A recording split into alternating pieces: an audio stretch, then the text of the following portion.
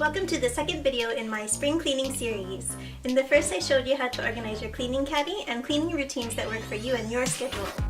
Today I'm going to show you how to purge your house by season. If you need help organizing or just love organizing videos, be sure to subscribe now. During your monthly and quarterly cleaning tasks, you will notice what items you aren't using. These items either didn't work for you, like products, your taste or style changed, either with clothing and decor, or you made a mistake purchasing something, like an appliance you never used or a duplicate of something you already have.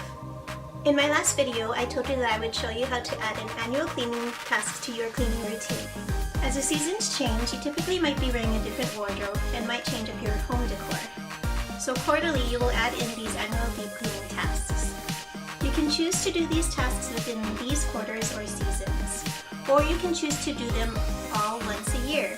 You can do any of these tasks in any season you prefer. You might want to move the deep cleaning of your closets and dressers to spring. All of these tasks depend on how your items are stored or how often you want to change them out. As you clean your curtains, lampshades, rugs, and other decorative items, you might change them out for the new season.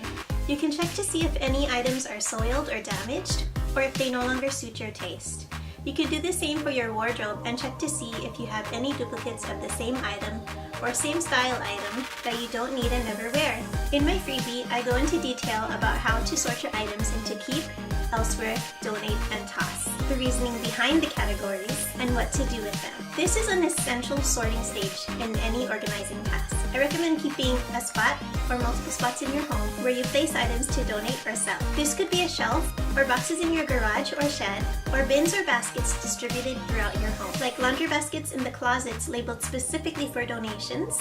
When you go through your monthly cleaning tasks, as noted in the previous video, you can place these items in these areas until you're ready to bring them to the donation center. Or you can have a garage sale. My next video will show you how to maximize sales at your garage sales, and I will have a video following that on how to maximize sales on garage sale type apps. Do you have a hard time purging items? Let me know in the comments down below.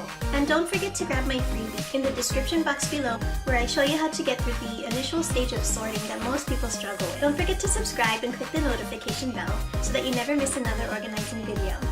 Happy organizing!